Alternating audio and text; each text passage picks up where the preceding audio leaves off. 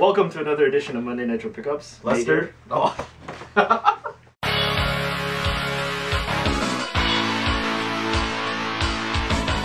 Welcome to another edition of Monday Nitro Pickups. Nate here. Lester. We are doing this week's installment of video games that I found over the week. We shot this once already. I know, sorry Jay. Just, it didn't turn out well. Something with the sound didn't work out, and I hated the way I looked. So, we are going. Go, go, go. I ticked a couple of my wanted games off my wanted list. I put a couple pictures on Facebook. If you haven't checked that out, go and join us on Facebook. You'll get the inside scoop. But before we get to the game, sorry, I just wanted to mention, a lot of people asked about this joystick light switch. Geek.com. Check it out if you want to pick it up. I think it was like 15 bucks, but they were half price around Christmas, so they might still be on sale, hopefully. Now down to the pickups. Let's get the cheap stuff out of the way first. Bargain bin Walmart's Splatterhouse. This is based off the Sega Genesis game of the same name. Just a reimagination, reboot. It's not like a continuating story or anything like that. 10 bucks? You should pick it up. Apparently there's some really problems with like frame rates. You know, this game, it is what it is. It's not supposed to be freaking Final Fantasy. It's a hack and slash horror, and I think I will enjoy it. I don't think you'd enjoy it. No, I don't know. It's not enough depth for that game. No. Basically, I got another Parasite Eve, except this one I consider a boxed upgrade. I already had the green labeled, no manual version of this, but literally I sold my green label and I bought this one for 10 bucks. Complete with the manual and the demos. Of Square Games back in 1998. Wow. Xenogears is in there, Final Fantasy VII movie. Big news back then. But anyways, if you haven't played this game, it's an RPG, but it's a little bit different than like the turn-based. You thought it was awkward, eh? Yeah, it was very awkward. Very, very awkward. I'm not a big fan of this game, but you know, for collection's sake, it's nice to have in your PlayStation. No voice acting. It's back in the days before voice acting. You had to read everything. But it's an interesting take on the turn-based type RPG. It's worth a check out, and you might like it. This one here, Pirates of the Dark Water for the Super Nintendo. Really quick, nothing special, based on the cartoon, like in the late 90s. I found it under my bed when I moved into my new house. So it's still a pickup. So hey, the Pirates of the Dark Water, Super Nintendo. Like appeared from the dark water. It literally did. Under your bed. Now, down to the nitty-gritty, the meat and potatoes, important stuff. These games I've been hunting for a long time, and if you're a video game hunter, you have a wanted list, whether it's in your head or in your pocket. Mine's in my wallet. But I got a few games off my list. The luckiest one I think I got was Pikmin 2 for the GameCube. This one was at Salvation Army for $2.99 minus 10% off. I think this game is still in the high 30s, but I don't care because I'm not a reseller like that. But Pikmin 2, Shigeru Miyamoto, the guy who invented Mario. Anything he touches really is golden, so Pikmin 2, worth a try if you haven't played it. It's like a strategy, adventure type game, and you have all these little Pikmin and you have to try to get from point A to point B with losing as little Pikmin as possible. Fun game, that's the easiest way I could explain it. Yeah, try it out, man. I got finally completed my Xenosaga for the PS2. This is Xenosaga III. I guess it's worth 40 bucks. I did a straight trade for my Zelda Ocarina of Time Master Quest for the GameCube. That was traded in for like 35 bucks.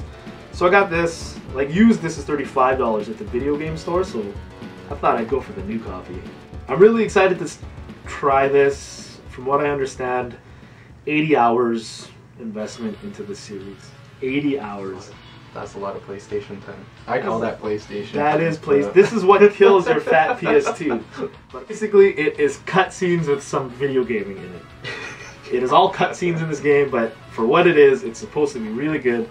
I'm excited to try it. Xenosaga for the PS2. If you followed us on YouTube for a while now, you'll notice we said before, Sega Saturn games here are rare. Yes. How often do we run into them? Never. 1 out of like 100. I got my first Sega Saturn 4 years after starting video game collecting again. 4 years. Paid 60 bucks for it. But I actually got one of the games I really, really wanted. Nights into Dreams, a staple game for the Sega Saturn. This one was a trade on the flea market, sorry.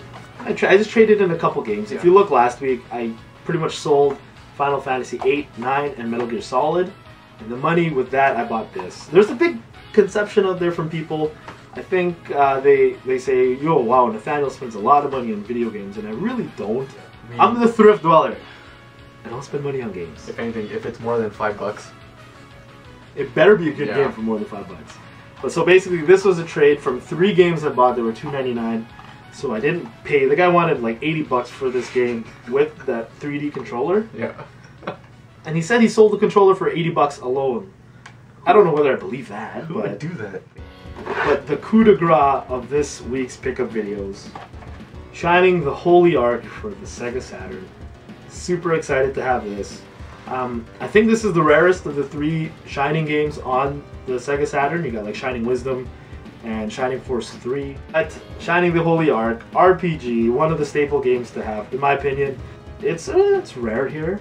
Like that's the first time I've seen it. Sega Saturn games are rare to even find. So to find this one, the guy wanted $80 for it, and I reasoned with him. I said, "You're not going to sell that for $80, buddy. You know, the video game store sells it for $50." Or I told him $40, I think. And he said he got this price from Amazon.com. I'm like, you can't. Amazon, okay, that's the first guy who will never sell it, and if you go below it, everyone probably has it for $40. So I pretty much used the money I got from those PS1 games I sold. I bought Knights and I bought Shining the Holy Arc. Is that all? I think that's it. Wow. That's quick. See, this time it was not a lot of games, but it was quality games. Yes. And I think that's one of the goals this year. The theme this year is quality. In terms of my collection, I have pretty much everything I want now.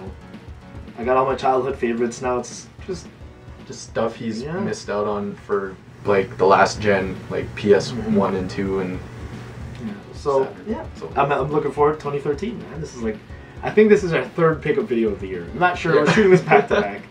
So yeah, man. Thank you very much for hanging out with us for a little bit. Check out the channel. Check us out on Facebook. You know, we really enjoy conversing with a lot of people on there. You guys are very funny. Yeah. Hey, Scotty DePirio. What's up, buddy? Stoner. Oh, Stoner. He's we're like this. Yeah.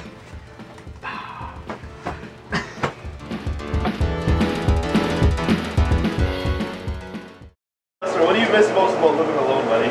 Cooking, when we went grocery shopping this morning, I was like, man. So Lester and I just finished breakfast with Jay, and we were just talking about how we're gonna play some Street Fighter tournament.